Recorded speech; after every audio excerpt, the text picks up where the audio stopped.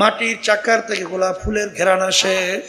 হে মাটির চাকা, তুমি কোনো গোলাপ ফুল না, কোনো মিষ্টি আম্বার না, কোন সুগন্ধি পরিচয় দাও।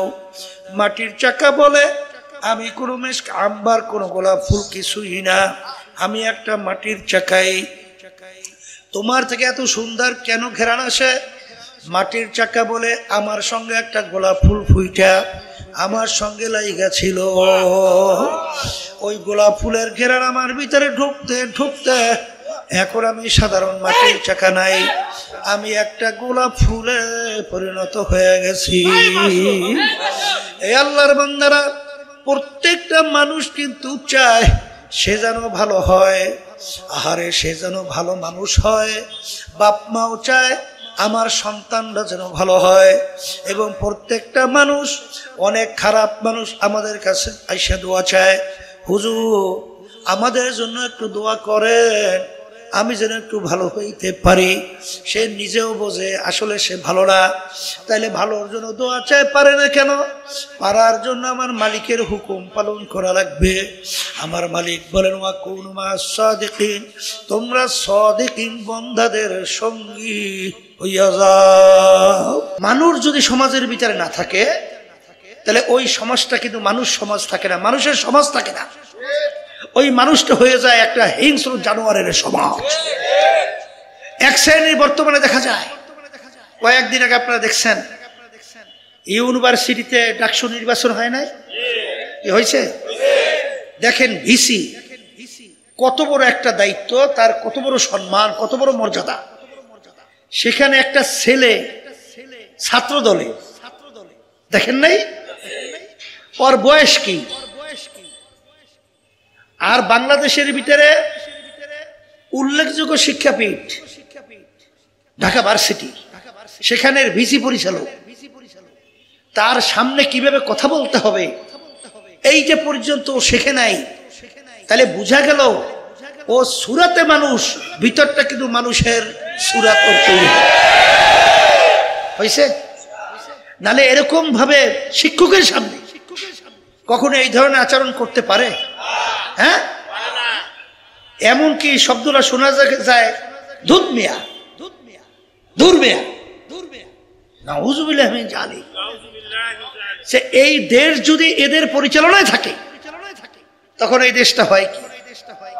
হ্যাঁ, এই দেশটা কি ভালো হয়? কোনোদিন হয়?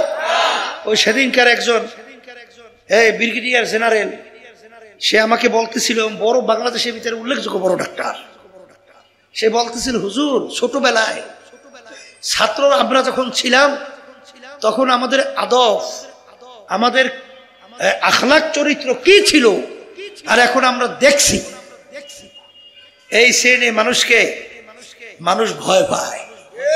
কি পায়? আবার বলেন না, কি পায়? এই যে একটা আশ্চর্য কথা না? আমরা ছোটবেলায় শুনতাম পাগলা কুত্তারে মানুষ ভয় পায়, আসতে বলে হিংস্র জানোয়ারকে মানুষ ভয় পায়, হিংস্র বাঘকে মানুষ ভয় পায়। মানুষকে মানুষ ভয় পাইবে কেন? তাহলে বুঝতে হবে ও এখন আসলে সুরাতে মানুষ, ও আসলে মানুষ নাই, ও হিংস্র জানোয়ারের চেয়েও খারাপ হয়ে গেছে। শোনেন, ওমর ফারুক রাদিয়াল্লাহু তাআলা আনহু অর্ধেক দুনিয়ার মতো দেশ রাজত্ব করছিলেন। বাংলাদেশের মতো প্রায় 200 মতো দেশ, এই বাংলাদেশ 200টা বাংলাদেশ একত্রিত করলে যেই পরিমাণ হয়, ওমর ফারুক রাদিয়াল্লাহু তাআলা আনহু এত বড় দেশের রাজত্ব করছিলেন। দেখেন, তিনি খুতবা দিতেছিলেন মসজিদের মধ্যে, এক সাধারণ মুরব্বী সে দাঁড় হয়ে বলতেছেন, আমির আপনার খুতবা আমরা শুনবো না এই প্রশ্নের উত্তর না দেওয়া পর্যন্ত। চিন্তা করে দেখছেন, অর্ধেক দুনিয়ার রাজত্ব যে চালায়, তার খুতবা বন্ধ করে দেয়, প্রশ্নের উত্তর চাই। কি প্রশ্ন? আমির বললেন, কি প্রশ্ন? বলে, আমির আপনার গায়ে যে আমি জামা দেখছি, এই জামা তো রিলিফের কাপড়ের জামা। রিলিফের কাপড় আমিও পাইছি, আপনিও পাইছেন। আমার কাপড় দিয়ে তো আমার পুরো জামা হয় নাই, কিন্তু আপনার কাপড় দিয়ে পুরো জামা হইল কিভাবে? অর্থাৎ বুঝাইতে চায় যে আপনি ক্ষমতায় ছিলেন, কাপড় বেশি নিয়েছেন। কথা বুঝেন? এই আল্লাহর বান্দারা, আমি খুতবা বন্ধ করে বসে বসছি। তিনি বলতেছেন এই প্রশ্নের উত্তর দিবে আমার ছেলে আব্দুল্লাহ। আব্দুল্লাহ দাঁড় হয়ে গেছে, দাঁড় হয়ে বলতেছেন যে রিলিফের কাপড় আমিও পাইছি, আমার আব্বাও পাইছি। আমি দেখি আমার কাপড় দিয়ে আমার পুরো জামা হয় না, আব্বার কাপড় দিয়ে আব্বার পুরো জামা হয় না, তাই আমার কাপড়টাকে আমি আব্বাকে দান করছি। এখন ওই দুইটা কাপড় মিলিয়া আমার আব্বার সুন্দর একটা জামা হয়েছে। এর নাম হইল মানুষ। আর বর্তমানে ঠিক মতো সাদা না দিলে পাথর মাইরে মারে। এই অফিসের টাকা যদি ভাড়া আনতে যায় মালিক, নির্মম ভাবে তাকে এইভাবে পিটাই হত্যা করে। সাংবাদিকরা যখন সত্য সংবাদ প্রকাশ করে তখন তাদেরকে মাইরে ফেলায়। তা এরা যদি ক্ষমতায় থাকে দেশ তো সুন্দরই চলে, হয় একেবারে সোনায় সোহাগা। হ্যাঁ, এই সদ্য যে আওয়ামী লীগ যে ফালাইল, সদ্য ভূমিমন্ত্রী, শোনেন নাই? পত্রিকায় আসছে, বিভিন্ন মিডিয়ায় দেখেন নাই? প্রথম আলো পত্রিকার রিপোর্ট আসছে কি, একার বাড়ির সন্ধান পাওয়া গেছে 3টা দেশের মধ্যে 620টার মতো বাড়ি। কয়টা বাড়ি আর কয়টা দরকার আল্লাহ জানে। 620টাই ওগুলো হয় নাই। এখন কত বাড়ি দরকার কে জানে। এইটা পাওয়া গেছে বিদেশে 3 দেশে, দাম প্রায় 5,700 এত কোটি টাকা। এ টাকা তো সব তার আব্বাই রেখে গেছে, তার দাদা রেখে গেছে না, তার বাপ দাদা রেখে গেছে, ওয়ারিশ সূত্রে পাইছে মিরাস। হ্যাঁ, ওই টাকাই তো বিদেশে বাড়ি করছে 620। এরা ক্ষমতার মসনদে চেয়ারে বসে আপনার আমার কষ্ট অর্জিত সম্পদ ওই ক্ষমতার চেয়ারে বৈশা এই টাকা পাচার কইরা ইটালি সহ বিভিন্ন জায়গায়, ওই যে কানাডায় বেগম পাড়া তৈরি করে। 5 বারেরা তাম দুনিয়ার ভিতরে বিশ্বে চ্যাম্পিয়ন বানায়। এই জন্য তো আল্লাহ বলেন, যে জাতি নিজেদের ভাগ্যের পরিবর্তন জাতি না ঘটায়, ওই জাতির ভাগ্যের পরিবর্তন আমি রব্বুল আলামিন ঘটাই না, করি না। এই জন্য আমি আমার বাজানদেরকে বলবো, আমার ভাই কেউ রাগ করবেন না, কথা বলেই যেতে হবে। কে শুনবেন তা জানি না।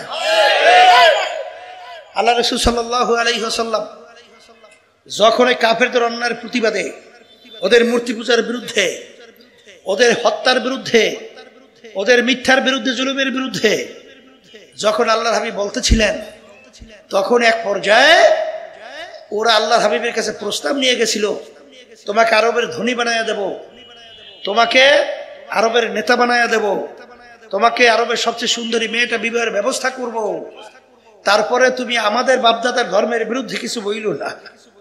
আল্লাহ রাসূল সাল্লাল্লাহু আলাইহি ওয়াসাল্লাম বলছিলেন, যদি এক হাতে আমার সূর্য আর এক হাতে চন্দ্রও দেওয়া হয়, তারপর আমি এক আল্লাহর উপরে ঈমান আনার দাওয়াত এবং তোদের অন্যায়ের বিরুদ্ধে বলতেই থাকবো।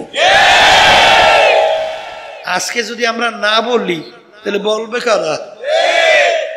এই যে ফ্যাসিস্ট আওয়ামী লীগ সরকার 2024-এ নির্বাচন করলো না, আমাদেরকে নির্বাচনে নেওয়ার জন্য ও চেষ্টার কোনো শেষ নাই। কথা বলছে, এখন আমাদেরকে এমনকি বিরোধী দল বানাবার চিন্তাও করছি। আমার সঙ্গে দেখা করবে প্রধানমন্ত্রীর পক্ষ থেকে। আমি বলছিলাম, আপনারা যেখানে বলেন ওখানে আমি যাব না, আমি যেখানে বলবো সেখানে আসতে হবে।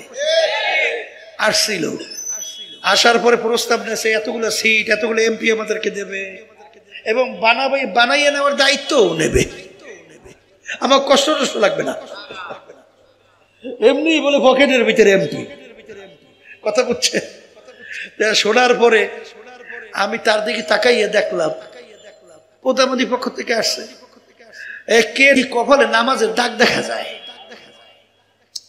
আমি বললাম যে আপনার কপালে তো নামাজের দাগ দেখা যায়, তাহলে তো মনে হয় আপনি নামাজ পড়েন। একটা হাস দিয়ে বলে, হুজুর আমি তো নামাজ পড়ি 7 বছর বয়স থেকে। তখন বলতেছে, হুজুর আমি যদি নামাজ না পড়তাম আমার মা আমার জন্য ঘরে খানাই ভাগ করতো না, ওই থেকে নামাজের অভ্যাস হয়েছে। আমি কইলে তাইলে তো আপনার সঙ্গে কথা বলতে সাহস হয়। তখন আমি বিভিন্ন কথার পরে বললাম যে এখন বলেন, আপনারা যদি আমাদেরকে সরকারি ওই পাতানো ফাঁদ ওর ভিতরে ঢুকাইয়া তারপরে যদি আপনার স্বার্থ উদ্ধার করতে চান, তাইলে বলেন তো দেশের পক্ষে, মানবতার কল্যাণের পক্ষে, ইসলামের পক্ষে কথা বলবে কারা? হক একটা আওয়াজ, সত্য পক্ষের একটা আওয়াজ, জুলুমের প্রতিবাদ একটা আওয়াজ থাকা দরকার আছে না নাই? তখন বলতে হুজুর থাকা তো দরকার আছে, কারণ যদি থাকা দরকার হয় তা আমাদেরকেও আপনারা আটকাইবেন, তাই কথা বলবে কারা? এরপরে সামনে কথা না বাড়াইয়া বলে, হুজুর আপনাদের সম্পর্কে ব্যাপারটা বুঝে গেলাম, প্রধানমন্ত্রীকে এইভাবেই হুজুর পৌঁছাবো। তা আল্লাহর আমাদের এইভাবে আর জ্বালাতন করে নাই। তাই যেই কথা বলতে চাইছিলাম, এই আল্লাহ রাসূল সাল্লাল্লাহু আলাইহি ওয়াসাল্লাম বলেন, এক হাতে যদি আমাকে সূর্য দাও আর এক হাতে যদি চন্দ্রও দাও, কিন্তু আমি এক আল্লাহর উপরে ঈমান আনার দাওয়াত এবং তোদের অন্যায়ের প্রতিবাদ আমি বলতেই থাকবো, করতেই থাকবো।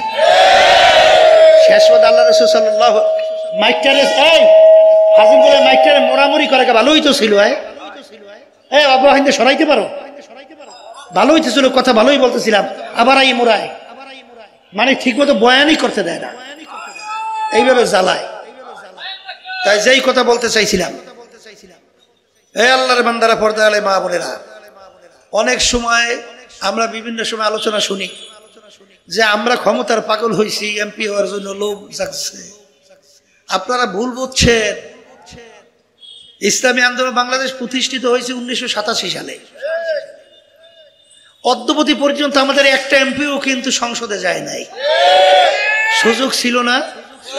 কথা বলে না, ছিল না? যাই নাই কেন? যাই নাই এর জন্য আল্লাহ রাব্বুল আলামিনের ওই হুকুম, নির্দেশ, ওয়াতাআওয়ানু আলাল বিররি ওয়াত তাকওয়া ওয়ালা তাআওয়ানু আলাল ইসমি ওয়াল উদওয়ান। তোমরা ভালো কাজের সহযোগিতায় থাকো আর খারাপ কাজ, অসৎ কাজের বিরোধিতায় থাকো।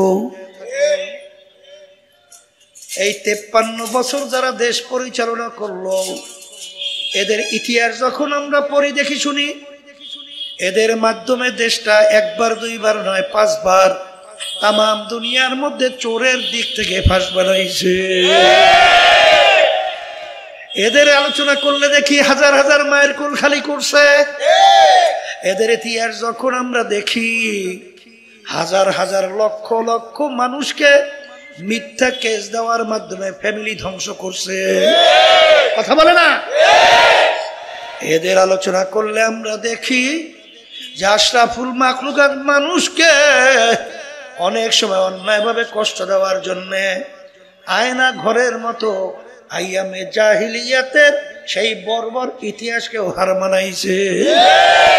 ইসলামী আন্দোলন বাংলাদেশ কখনোই ওদের ক্ষমতায় যাওয়ার জন্য সিঁড়ি হিসাবে ব্যবহার হয় না।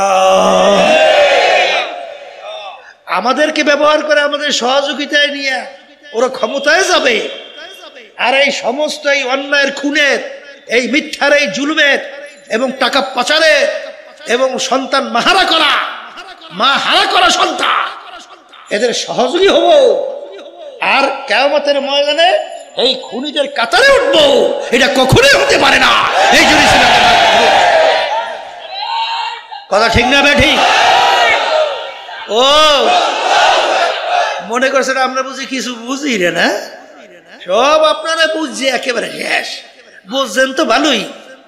এখন দেশকে সুন্দর করার জন্য এই যে জুলাই 2024 আপনারা জানেন, এই হাজার হাজার মায়ের কোল যে খালি হলো, এত সন্তান পঙ্গু হলো, চক্ষু হারালো, একটা লক্ষ্য উদ্দেশ্য নাই?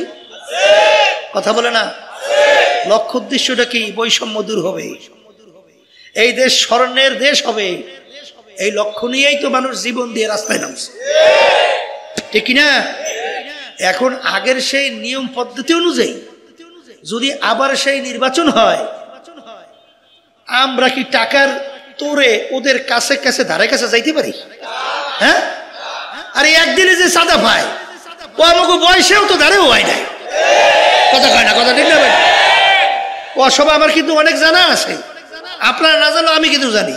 সারা দেশে আমি ঘুরি, শূন্য আইসি যশোরে, খালি 5ই আগস্টের পরে ওই বর্মেয়ার বলে ফান্ডে পেরে 1,500 কোটি টাকার মতো খালি চাঁদা জমা হয়েছে।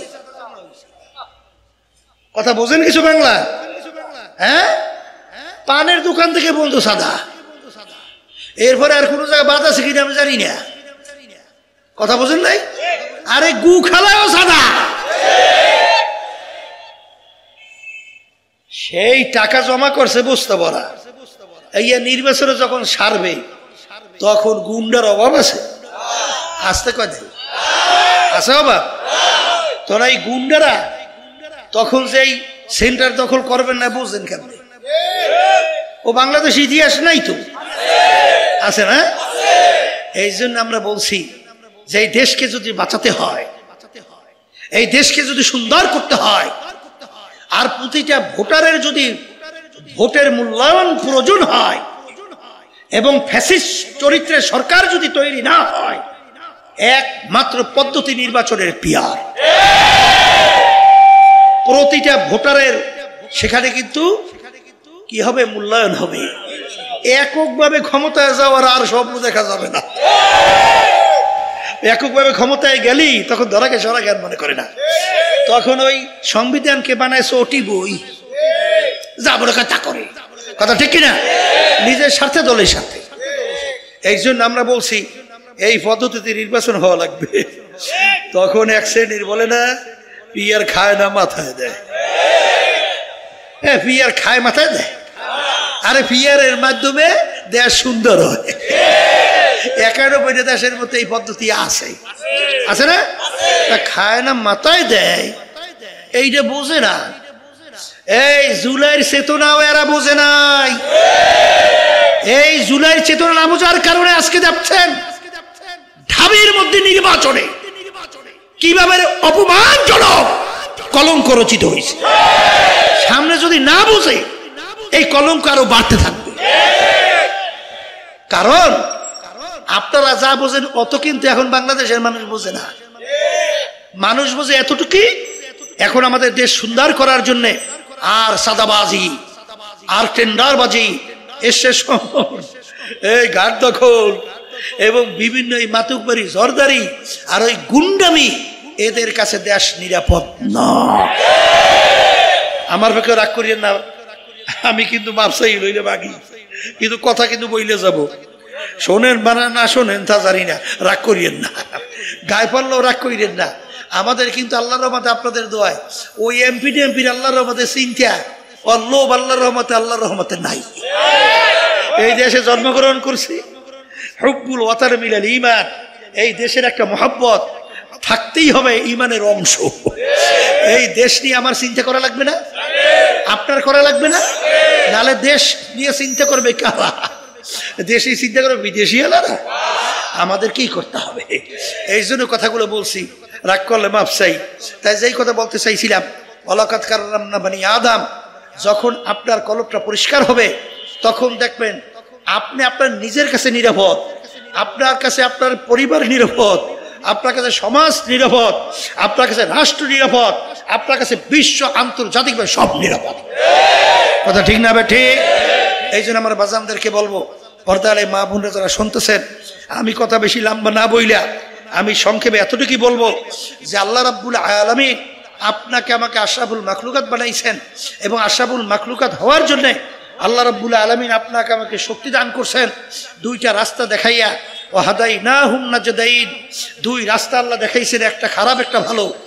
আপনি ইচ্ছা করলে ভালো রাস্তায় চলতে পারেন, তাইলে আপনি আশরাফুল মাখলুকাত হবেন এবং আশরাফুল মাখলুক হিসাবে আল্লাহর কাছে আপনি গণ্য হবেন, আল্লাহর কাছে গ্রহণযোগ্যতা লাভ করতে পারবেন এবং আপনি দুনিয়াতেও সম্মানিত হবেন, আখিরাতেও সম্মানিত হবেন। হারামে কিন্তু আরাম নাই, হারামে কি নাই? আবার বলেন না, হারামে কিন্তু আরাম নাই। আজ পর্যন্ত কেউ পায় নাই, কেউ কোনোদিন পাবে না। পাবে? তাহলে আশরাফুল মাখলুকাত হওয়ার জন্য আমি আমার ভাইদেরকে বলবো, ওয়াকুনু মা'আস সাদিকিন, তোমরা সাদিকিন বান্দাদের সঙ্গী হও। সুহবাতে সালেহ তোরা সালেহ কুনাদ, সুহবাতে তালেহ তোরা তালেহ কুনাদ। এক জামানা সোহবতে বা আউলিয়া, বেহতর আসদ সালে তাআত বেরিয়া। গেলে খুশবু এদার হাম্মাম রোজে, রসিদ দস্তে মাহবুবে বদস্তাম। মাটির চাকার থেকে গোলাপ ফুলের ঘেরান আসে। হে মাটির চাকা, তুমি কোনো গোলাপ ফুল না, কোনো মিশকা আম্বার না, কোন সুগন্ধি পরিচয় দাও। মাটির চাকা বলে, আমি কোনো মিশকা আম্বার, কোনো গোলাপ ফুল কিছুই না, আমি একটা মাটির চাকাই। তোমার থেকে এত সুন্দর কেন ঘেরান আসে? মাটির চাকা বলে, আমার সঙ্গে একটা গোলাপ ফুল ফুইটা আমার সঙ্গে লাইগা ছিল। ওই গোলাপ ফুলের ঘেরান আমার ভিতরে ঢুকতে ঢুকতে এখন আমি সাধারণ মাটির চাকা নাই, আমি একটা গোলাপ ফুলে পরিণত হয়ে গেছি। এই আল্লাহর বান্দারা, প্রত্যেকটা মানুষ কিন্তু চায় সে যেন ভালো হয়। আহারে, সে যেন ভালো মানুষ হয়। বাপ মাও চায় আমার সন্তানরা যেন ভালো হয়। এবং প্রত্যেকটা মানুষ, অনেক খারাপ মানুষ আমাদের কাছে আইসা দোয়া চায়, হুজুর আমাদের জন্য একটু দোয়া করেন, আমি যেন একটু ভালো হইতে পারি। সে নিজেও বোঝে আসলে সে ভালো না, তাইলে ভালোর জন্য দোয়া চায়, পারে না কেন? পারার জন্য আমার মালিকের হুকুম পালন করা লাগবে। আমার মালিক বলেন, ওয়াকুনু মা'আস সাদিকিন, তোমরা সাদিকিন বান্দাদের সঙ্গী হইয়া যাও। কার সঙ্গী? জোরে বলেন, জোরে বলেন, আবার জোরে বলেন। আপনি যদি মিথ্যুকদের সঙ্গে চলাফেরা করেন, বেয়াদবের সঙ্গে চলাফেরা করেন, বাজান রে, দেখবেন কিছুদিনের ব্যবধানে ওই ছাত্র শিক্ষকের সামনে বেয়াদবি করতেও চিন্তা করে না। কথা বলে না? জোরে বলেন, কথা ঠিক তবে ঠিক। আর আদবওয়ালা কাকে বলে? আল আমরু ফাওকাল আদব। আদব হলো কথা মানা, হলো সবচেয়ে বড় আদবের ভিতরে বড় আদব। কথা বলে না? জোরে বলেন, কথা ঠিক কিনা? এই জন্য আমার বাজানদেরকে বলবো, বাজান বাংলাদেশে কত ঘটনা আমরা জানি। বড় বড় লেভেলের অফিসার, ওদের সামনে যাইয়া ওই সুটকা মুটকা টেবিলের উপরে পা উঠাইয়া এইবার পাও নাড়ায়। আবার বড় বড় সম্মানিত অফিসার, এত বড় যোগ্যতা সম্পন্ন, তাদের সামনে যা মনে করে তা ব্যবহার করে। কি জোরে বলে, কথা ঠিক কিনা? এই চরিত্রে চরিত্রবান কেন হইল? ওই চরিত্রবান লোকদের সঙ্গে চলাফেরা করার কারণে। না ভুল বলছি? না ভুল বলছি? আর যখন আপনি ভালো লোকের সঙ্গে চলবেন, তখন দেখবেন যে আপনার চালচলন, কথাবার্তা, আপনার এত সুন্দর, আপনার কথা, আপনার চালচলনের কারণে তখন ওস্তাদ আপনার জন্য দোয়া করে, তখন পড়শিরা আপনাদের জন্য দোয়া করবে, তখন বাপমা দোয়া করবে, আর এলাকার মুরব্বী যুবকরা দোয়া করবে। এমনকি তার বিরহে বেদনায় আসমান পর্যন্ত কান্দে। জোরে বলো, কথা ঠিক না বেখি? এই আল্লাহর বান্দারা, শরফুল মাকানে শরফুল মাকির, বাজান জাগার সম্মান বাড়ে ব্যক্তির সম্মানের কারণে। এই জোরে বলো, কথা ঠিক কিনা? এই যাইয়ে দেখো সিলেট বাজান এত পণ্যভূমি কেন হইল? সেখানে এমন এক সম্মানিত ব্যক্তি ঘুমায় আছে, যেই ব্যক্তির নাম হলো শাহজালাল রহমাতুল্লাহ আলাইহি, শাহপরান রহমাতুল্লাহি আলাইহি। বাজান যাইয়া দেখো সর্বনাই জমিনটা এত কেন সম্মানিত হলো? ওখানে ঘুমায় আছে আহসানুল্লাহ সাহেব রহমাতুল্লাহ আলাইহি, ইসহাক সাহেব রহমাতুল্লাহি আলাইহি, ফজলুল করিম রহমাতুল্লাহি আলাইহি। দেখতে তোমার মতো দুই চক্ষু বিশিষ্ট মানুষ, দেখতে তোমার মতো দুই হাত বিশিষ্ট মানুষ, দেখতে দুই পা বিশিষ্ট মানুষ, কিন্তু বাজান রে তাদের সম্মানে আজকে মাটি জমিন পর্যন্ত সম্মানিত। আল্লাহ রাবিব ঘুমায় আছেন, আল্লাহু আকবার, মদিনা শরীফ রওজা পাকের মধ্যে, যার সম্মানে আজকে মদিনা তাম দুনিয়ার মানুষের কলিজার মধ্যে মদিনা। কেন? ওখানে এমন এক আল্লাহর বান্দা ঘুমায় রয়েছে, যার সম্মানের কারণে আজকে মদিনা সম্মানিত হয়ে গেছে। জোরে বলেন কথা ঠিক না ঠিক? বাজার যাইয়া দেখবেন পটুয়াখালী জেলায় হারে মির্জাগঞ্জ থানায় ইয়ারউদ্দিন সাহেব রহমাতুল্লাহ আলাইহি, তিনি একজন সাধারণ দোকানদার ছিল, হারে নদীর কিনারায় ঘুমায়া রয়েছে। বছর খানিক কম বেশি আগে আমি স্পিড বোর্ডে তার কবরের পাশ থেকে যাইতেছি, হঠাৎ দেখি স্পিড পরিচালনা করতেছে, হঠাৎ ওখানে স্পিড বোর্ড থামায়া দিয়া তারপর কিছুক্ষণ পর আবার চালু করছে। তাকাইয়া দেখি ইয়ারউদ্দিন সাহেব রহমাতুল্লাহি আলাইহি ওই নদীর কিনারায় ঘুমায় আছে। আজকে তার সম্মানের কারণে বাজার লঞ্চ স্টিমার চালক পর্যন্ত থামাইয়া সম্মান কইরা তারপর সামনে যাওয়া লাগে। এমন জীবন তুমি করো হে গঠন, মরণে হাসিবে তুমি কাঁদিবে ভুবন। কোন জীবন তুমি গঠন করলা? তুমি দুনিয়া থেকে বিদায় হওয়ার পরে তোমাকে মানুষ কি ভালো বলবে না মন্দ বলবে, তোমার জন্য দোয়া করবে না বদদোয়া করবে। আর এক শ্রেণী মানুষ দুনিয়া থেকে বিদায় হয়, তখন তাদের জন্য দোয়া করে, আর দুই চোখের পানি ফেলাইয়া মালিকের দরবারে কান্দে আর বলে, মালিক মালিক রে, তার দরজা বেহেশতের মধ্যে বলন্দ করে দাও, তার রুহানি ফয়জ বরকত আমাদেরকে নসিব করো। এমন জীবন তুমি করো হে গঠন, মরণে হাসিবে তুমি কাঁদিবে ভুবন। হে দুনিয়াদার পাগল আমার বাবারা, হে বাংলাদেশের রাজধানী ঢাকাবাসী আমার বাবারা, হে চকের ব্যবসায়ী বাবারা, বাংলাদেশের ভিতরে উল্লেখযোগ্য ব্যবসায়ী চকের ভিতরে আল্লাহু আকবার এখানে বসবাস করেন। আমি বাজানদেরকে বলবো, ধনী বাবাদেরকে বলবো, ক্ষমতা সম্পন্ন বাবাদেরকে বলবো, মাঝে মাঝে একটু চক্ষু বন্ধ করিয়া বাজান ইতিহাস পড়ো, পর্যালোচনা করো, চিন্তা করো, মোরাকাবা করো। তারপর দুনিয়ার থেকে বিদায় নিয়ে কবরে রওনা করো। তামাম দুনিয়ার মোট 4 জন রাজত্ব করছিল, এর ভিতরে 2 জন মুসলমান, 2 জন অন্য জাতি। একজন মুসলমান বাদশাহ সেকান্দার বাদশাহ ইন্তেকালের আগে ওসিয়াত করলো, আমার মৌতের পরে গোসল করাবা, কাপড় পরাইয়া খাটের ভিতরে উঠাবা, হাত দুইটা বাহিরে রাইখা শহরটাকে ঘুরাইয়া তারপর আমাকে দাফন করবা।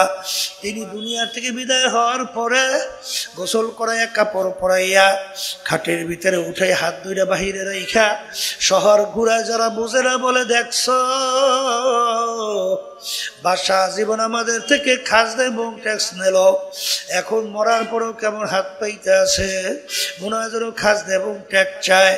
বিজ্ঞ আলেমরা বলে, বোকারা বুঝো নাই, বাদশাহ সেকান্দার ইন্তেকালের আগে ওসিয়াত করছিল মৌতের পরে হাত বাহিরে রেখে ঘুরাই দাফন করার জন্য।